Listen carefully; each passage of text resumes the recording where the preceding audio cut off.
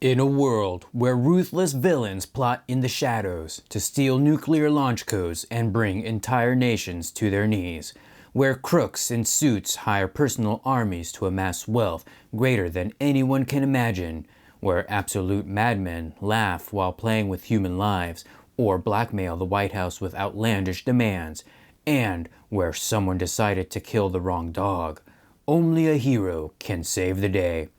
Are you ready for action? Outgunned is a cinematic action RPG inspired by the classics of the genre, from Die Hard to True Lies, passing through James Bond, Atomic Blonde, Kingsman, Ocean's 11, Hot Fuzz, and John Wick. In Outgunned, players take on the role of action heroes facing terrible odds. They will be constantly surrounded by enemies while trying to carry out their mission, be it robbing a casino or saving the day. This is a review of Outgunned. Let's dive in.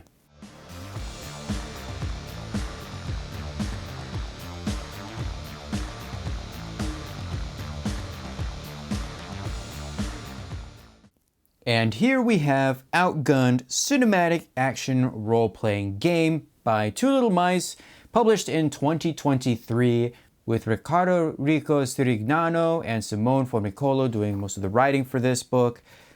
And lovely artwork by Daniela Giubellini, by the way, which is fantastic. I actually really like the artwork in this book. In this review, I will provide an overview of character creation, gameplay, mechanics, and game mastering. My final thoughts will be at the end and will include my experiences with playing the game solo. For now, let's go ahead and check out character creation. I would classify character creation in Outgunned as being medium, albeit a very light medium in its complexity. You do not need to roll for stats, but you do have a plethora of choices to make. The choices you make regarding abilities isn't overwhelming and is quite manageable, hence the light-medium complexity rating I've given it. To create a character, you're going to choose a role, and then you'll fill in your personal data like name and your age and your job. Then you're going to choose a trope. Then you'll mark the attribute and skill points gained from your role and your trope. You'll allocate 2 free skill points. Then you'll choose and note 3 feats from your role and trope, and then you'll choose your gear, which is dependent upon your role. Last thing you're going to do is you're going to mark 1 adrenaline, 1 spotlight, and 1 cash on your sheet. There are 10 roles in Outgunned. Each role will provide you with a single point for a specific attribute, a single point in each of 10 skills, and 2 feats from a list of 6. We have the Commando, the Fighter, the Ace, the Agent, the Face, the Nobody, the Brain, the Sleuth, the Criminal, and the Spy. A character's personal data will include their name, job, age, catchphrase, and flaw. A character's age actually has relevance in terms of game mechanics. Young heroes can only choose 1 feat from their role instead of 2. In exchange, they gain an exclusive feat only available to them, Too Young to Die. Additionally, young heroes start the game with 2 adrenaline instead of 1. Old heroes can choose 1 additional feat among the ones available through either their trope or role. However, they start the game with 2 lethal bullets instead of 1 in their death roulette. In addition, we have 18 tropes. This is an archetype for your character, an insight to their mannerisms and personality. Each trope provides 1 point in an attribute, although it should be worth mentioning that you have a choice from 2, and if your role already gave you a point in one of them, you must choose the other. You also get 1 point each in 8 skills and a feat from a list of 4. For tropes, we have Bad to the Bone, Cheater, Cool but Distressed, Die Hard, Free Spirit, Genius Bruiser, Good Samaritan, Hot Stuff, Hunk, Jerk with a Heart of Gold, Last Boy Scout, Girl Scout, Leader, Lone Wolf, Mentor, Neurotic Geek, Party Killer, Trusty Sidekick, and Vigilante. After you've chosen your role and your trope, you gain 2 additional skill points that you can use however you wish. Your role and your feat will give you access to feats. Feats are special talents that say something more about your hero and grant your precious advantages in some situations. They generally provide a free reroll under the circumstances listed on that feat. For example, for Archer, we gain a free reroll when using, repairing, evaluating, or handling a bow. For Always Prepared, this is a quick action, and we do need to spend an adrenaline to use it. You take out or retrieve a useful item, a piece of information, or a small, easy-to-hide weapon. Characters do level up in Outgunned. When they gain an advancement, they get 2 skill points, 1 feat, and 1 adrenaline. Heroes advance at a turning point in the campaign and right before the big showdown with the main villain of the campaign. Unfortunately, heroes can only advance 3 times. Any further advancements allows heroes to assign 2 skill points or swap out a feat. If they choose neither of the options, they just gain an adrenaline instead. Outgunned offers a very unique dice rolling mechanic. Instead of rolling a bunch of dice to try and overcome a difficulty check, you roll a bunch of d6s in the hopes that you'll roll 2 of a kind, 3 of a kind, which is the default difficulty, 4 of a kind, or even a 5 of a kind. If you somehow manage to roll a 6 of a kind, you get a jackpot and you get to be the director for the turn. The amount of dice you roll for a task is equal to your attribute plus your stat. Our attributes are Brawn, Nerves, Smooth, Focus, and Crime. You use Brawn for all actions that require physical effort. You need Nerves of Steel for actions that require quick reflexes and a steady hand. Show off how smooth you are whenever you have to interact with other people or want to manipulate them. You'll need Focus to concentrate, to notice details, and to recall memories and knowledge. Your aptitude for Crime will come in handy when acting in secret or to notice incoming threats. For Brawn, our skills include Endure, Fight, Force, and Stunt. For Nerves, we have Cool, Drive, Shoot, and Survival. For Smooth, we have Flirt, Leadership, Speech, and Style. For Focus, we have Detect, Heal, Fix, and Know. And for Crime, we have Awareness, Dexterity, Stealth, and Streetwise. I should also mention that these skills do not exclusively belong to that attribute. You can actually mix and match your attributes and skills for certain roles, depending on what it is that you're doing. For example, I tried to do a sneak attack in my game last night, so I used Stealth and Brawn. In addition, the director may give a free die or take away a die, depending on the circumstances. I believe at most you can ever roll 9 dice together. But what if you roll a lesser type of success? For example, rolling a basic, that's 2 of a kind, instead of a critical, 3 of a kind. 3 smaller successes are equal to 1 greater success, and vice versa. So if you roll 3 basic successes, then it will be the same as scoring a critical success. If that wasn't enough, the director can set a double difficulty for especially complex tasks. This means you need 2 of the same successes in order to succeed. It should be worth noting that this only works for basic, critical, and extreme successes. Now, if you look at the statistics for rolling dice, you'll notice that they are quite low. This game incentivizes re-rolling, and there are a variety of ways to re-roll dice. If you have at least scored a basic success, you can re-roll. You take all the dice that weren't part of the original success and roll them again. If you gain a better success than the one you originally had, congratulations! Otherwise, you lose your previous success. Many feats offer what is called a free reroll, and these work under certain circumstances. A free reroll takes the place of your normal reroll, only it's a bit better. First, you don't lose your previous successes if you fail to obtain a better result.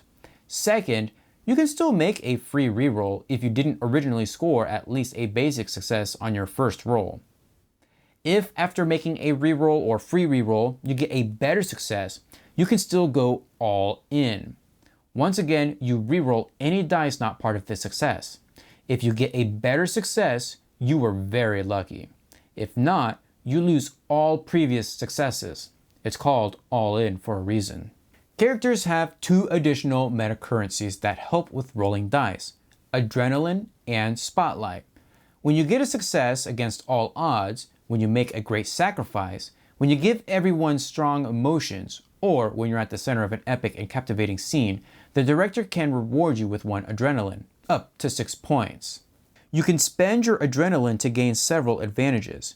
Spend 1 adrenaline to gain a +1 to an action or reaction roll. Spend 1 adrenaline to activate the special ability of some feats, or spend 6 adrenaline to immediately gain a spotlight. The spotlight is an extremely precious resource which allows you to become the center of attention and surprise everyone with your action, with no need for rolling dice or taking chances. You can have up to 3 spotlights at the same time and can spend 1 to get an extreme success, save a friend, remove a condition, save a ride, or do whatever you want. With the director's blessing, that is. But what about combat? An RPG based on action movies has to have tons of combat, right? Whenever a character is in danger, their rolls become danger rolls. Failing can have dire consequences. The main hit point statistic is called grit, and each character has 12 grit. The difference between a normal roll and a dangerous roll is that if you fail a dangerous roll, you don't face the usual consequences for failure. Instead, you lose a set amount of grit depending on the difficulty of the failed roll. On a basic roll, you lose 1 grit. On a critical, you lose 3. On an extreme, you lose 9, and on an impossible roll, you lose all your grit. This doesn't mean that a character is without defenses. If a character scored a lesser success, they can mitigate the incoming damage. For a basic success, you can avoid losing 1 grit. For a critical success, you can avoid losing 3 grit. There are 2 special boxes on the grit track that are noteworthy: the bad box and the hot box. When you mark the bad box, you suffer a condition, meaning you lose a die whenever you attempt a roll using that attribute. When you mark the hot box, you immediately gain 2 adrenaline. If you lose all your grit, it's time to roll on the death roulette. When it's time to take a spin, you roll a single d6. If the number rolled is higher than the number of bullets marked on the death roulette, Lady Luck has smiled upon you and you get to live. If you roll under, you are left for dead. However, a friend can immediately spend a spotlight to miraculously save someone left for dead, although you still have to mark one of your bullets on the death roulette. In order to regain grit, characters just need to take a break. They can sleep, catch a break, or even just by beginning a new session. Combat is divided into action turns and reaction turns. Action turns are whenever the heroes take action. Reaction turns are when the enemies take action and the heroes must defend themselves. On their turn, a character can make a quick action and an action roll. To attack an enemy, the hero must make a roll with difficulty equal to the enemy's defense. For every appropriate success scored, the enemy loses 1 grit. I should also point out that the rule of 3 definitely applies to combat. So if you end up getting a higher success, that's equivalent to dealing out 3 damage. So for example, if the enemy has a basic defense and you roll a critical success, that means you deal 3 grit damage because it's equal to 3 basic successes. If a character is attacked by an enemy during a reaction turn, you would make a reaction roll to defend yourself. When facing an enemy, the difficulty of reaction rolls is equal to the enemy attack. If you fail, you'll have to lose some grit, but you can still spend smaller successes to do some damage control. Now, usually, all heroes fighting against the same enemy defend themselves by making the same reaction roll with the same attribute and skill. And really, their explanation is that this keeps things nice and easy without really bullying each other. And, well, I'm not really a big fan of that. But let's move on. Outgunned uses a system of range bands. We have melee, close, medium, long, and out of range. We also have cover. Partial cover provides a +1 to reaction rolls, but a -1 to action rolls. And total cover provides an automatic success to reaction rolls, but a -3 to action rolls. If you roll to shoot and fail, you lose 1 mag. You can voluntarily lose a mag to go full auto. This gives you a +1 to the roll. Covering fire is when you help out your teammates by giving them a +1 at the expense of your action roll. And reloading is a quick action, by the way. In addition to ranged combat, we have brawls. A brawl is a type of combat with or without weapons that involves all or most heroes. During a brawl, all rolls are action rolls. This means that with a single roll of the dice, heroes determine both if they managed to hit the enemy and if they were hit in return. It should be obvious, but the rules for brawl are meant to speed up and simplify combat, which does have its uses from time to time, but I'm still not a big fan of it. Within the pages of Outgunned, you will not find any information on lore or world building. Despite this, it is very clear what vibe they are going with. This is meant to be a modern action flick type game, one that is shorter on its campaign length. To help accommodate this focus, we don't get specific enemies, at least not right away, but rather templates.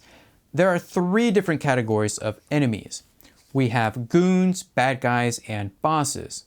Each category has 5 different templates that play around with the amount of grit an enemy has, as well as their attack and defense. Enemies also get feat points, but their list is a little bit different. Goons get 1 feat point, bad guys get 3, and bosses get 5. In addition, bad guys and bosses have hotboxes. Whenever the GM crosses a hotbox off, they get a special action. You can spend them right away or save them up for something even better. Some notable enemies can have weaknesses for the heroes to exploit. In order to find a weakness, you make a focus plus detect roll equal to their defense. Alternatively, you can spend 1 adrenaline to automatically succeed without needing to roll dice. If you find a weakness, the GM will roll on a random one on the chart. Weaknesses give the heroes a +1 bonus when they try to exploit that weakness. This can only be done once, whether or not they succeed on the roll.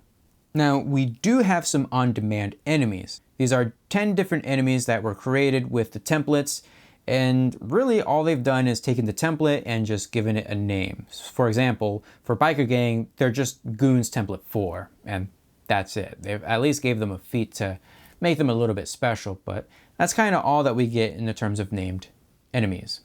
Not only will you be facing enemies, but you'll sometimes need to give chase or escape a chase. Chases are represented by need, a series of boxes like grit for a character. Like with normal combat, you'll go through action and reaction turns. On an action turn, the heroes will perform tasks that they think will increase their speed. It should be worth noting that speed in this instance does not represent absolute speed, but how much faster you are compared to the enemy. If a hero scores a critical success, their speed increases by 1. With an extreme success, their speed increases by 2, and with an impossible success, speed increases by 3.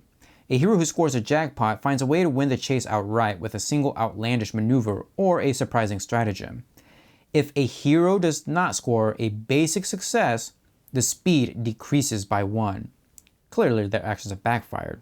At the end of each action turn, the director fills in a number of need boxes equal to the hero's speed. One of the more useful tools for the director in Outgunned is the mission sheet and the director sheet. These house all the information a director needs about the current campaign. We also get some advice on running shots, planting and paying off information, and how to keep the action going. This is some really solid advice considering the game's pace. Let's talk about the big bad villain for a moment. These guys are the end boss of a campaign. They're supposed to be formidable, but if you have players like mine, they will sometimes hyper-focus on them and try to steamroll right through them. This isn't really a problem in Outgunned. The villain is more than a simple opponent. They are your sworn nemesis and the only thing that stands between you and your mission. This is why when you face a villain, you must keep a few things in mind. First, the villain can only lose during the showdown. All rolls made against a villain are made with a -1. You can't spend a spotlight to hurt, capture, or swindle the villain, and not all villains are fearsome enemies in combat. What about sidekicks and NPCs who want to help out the heroes? That's where supporting characters come into place. Supporting characters have a handful of characteristics such as their name, how they can help your characters, a flaw that the director can exploit, how much grit they have, which is actually 3. Unlike heroes, supporting characters only always lose 1 grit at a time, and their attributes. They don't have any skills, so whenever you're rolling for them, you only roll at most 5 attribute points. I should point out that even if your supporting character is left for dead, a regular hero can still use a spotlight to save them. To add tension to a campaign, the director will keep track of heat. Whenever the heroes fail to reach an objective, get delayed, or when the villain wins, the heat rises and the heroes will have to deal with annoying setbacks or even be forced to add lethal bullets to their death roulette. Things that can cause heat to rise by 1 are point of no return, which is the beginning of a turning point or a showdown, a sad goodbye, the stinging defeat, it's too late, so when the heroes lose time, or a fatal mistake when the heroes make a misstep, trust the wrong person, or underestimate their enemy. At 6 heat, all heroes add a lethal bullet to their death roulette. At heat 9, all enemies have 1 additional feat point, and at heat 12, all heroes gain 1 adrenaline and add a lethal bullet to their death roulette. Then there's Plan B. This is a one-time use ability for the entire party to get themselves out of a sticky situation. This can be a magic bullet that can be a diversion or somehow deal a final blow to an especially stubborn enemy. This could be from backup, kind of like in Avengers Endgame. Or this could just be a bluff, something that you would use to fool your enemies. We do have a form of downtime called timeout. During a timeout, players have 2 actions that they can choose from, such as investigating, healing, fixing, shopping, or working. Last but not least, we have some rules on playing solo, or with very few heroes. When creating a hero to play in one hero army mode, you gain 3 important benefits. You get 1 extra attribute point, 2 extra skill points, and 1 extra spotlight on top of the one you already start with. When going on a mission in one hero army mode, there are 4 essential differences to the rules. First off, you get double actions. Second, you can actually heal yourself. You get something called bullet time, so when you use a spotlight to gain an extreme success during a combat or chase, you can also spend 1 adrenaline to slow down time and extend your action turn even further. Or, I want them alive. So when you're left for dead, it just means that the villain has captured you and takes you to a secret impenetrable location. You lose all your gear and cash and suffer a scar, but hey, at least you can keep playing, right? The introductory adventure is called Race Against Time. Spoiler alert, by the way, if you plan on playing through this adventure as a player, you might want to turn back now before the briefcase self-destructs. You have 5, 4, 3, 2, 1. In Race Against Time, the heroes will have to retrieve a precious briefcase containing details about a secret experiment. When their contact lays an ambush for them, the heroes learn that the briefcase is about to be flown to an unspecified destination, and they have no choice but to start a desperate race to get on that plane. After an adrenaline-pumping chase, the heroes jump onto the plane 1 second before takeoff, coming face to face with a team of armed mercenaries protecting a man dressed in black who has the briefcase handcuffed to his wrist. The ensuing scuffle ends with the destruction of the plane and forces both the heroes and their opponents to jump outside, fighting over a few available parachutes. The free fall will ultimately lead to a face-off with the mysterious man and to the discovery of a far greater threat than they had initially imagined. This is a 5-scene adventure that acts as the beginning of a short introductory campaign. Quite honestly, if you plan on playing this adventure or running it, it would be better to just play the whole thing because there really isn't much here. I mean, the first scene has most of the heroes meet each other, and this kind of serves as the inciting incident that gives them their quest. The second scene just gives them a chase to go on. The third scene has them sneak through the plane, only to get into a fight. The fourth scene, the plane explodes and the heroes fight the enemies for parachutes. And then we have the final scene where the heroes secure the MacGuffin, and that's kind of it. This is definitely a one-shot to get you introduced to the mechanics, but nothing more. First, a little bit of context before I begin my final thoughts. I've been playing Outgunned solo while I've been trying to learn the ins and outs of Obsidian for role-playing games. The most unique aspect of Outgunned is definitely its dice rolling mechanic. I really like rolling dice in this game. Trying to roll as many dice as you can while trying to find matches, that's actually a really cool and intuitive way of, doing skill checks and stuff in role-playing game. It's very engaging and it really feels like a push your luck type of a game with all of the re-rolls that you have access to, especially when you're trying to go all in. Like, I actually rolled an all in last night, and it was just at that last second during the all in that I actually managed to accomplish my task, which was actually really cool. I do appreciate the additional solo rules in Outgunned, but it does bring to mind a couple of its flaws, my biggest critiques for the system. You do really start with just about everything that you're going to get as a character from the beginning. And it kind of makes sense given the game's pace, It's supposed to be fast and very action heavy, and more importantly, it's on the shorter side. You're probably only going to be playing one character for the entirety of the campaign.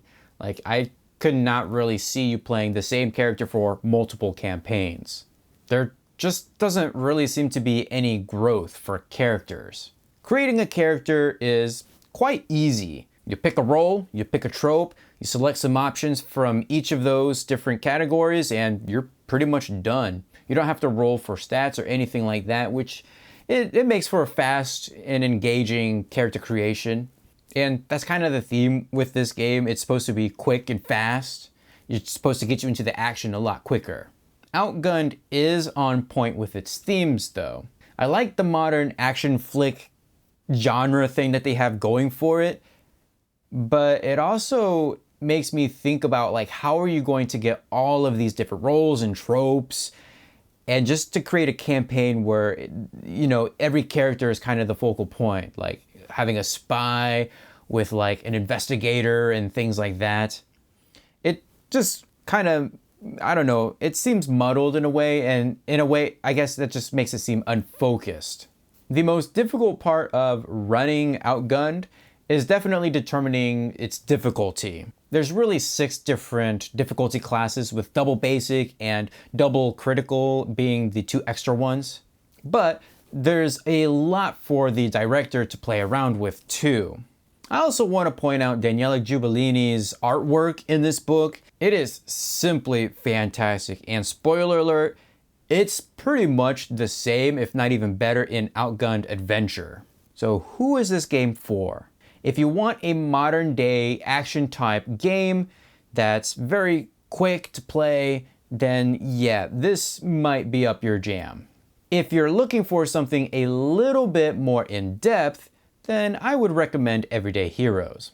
Don't let that deter you away from this game, however. There is fantastic support for Outgunned. Killers for Hire, which is an expansion on Assassins and the like. We've got Action Flicks Volume 1 and Volume 2, which expands on mechanics and genres, if I'm reading into that correctly. Then there's Outgunned Adventure, which is a full-on standalone expansion for Outgunned, where you take on the role of treasure-seeking adventurers.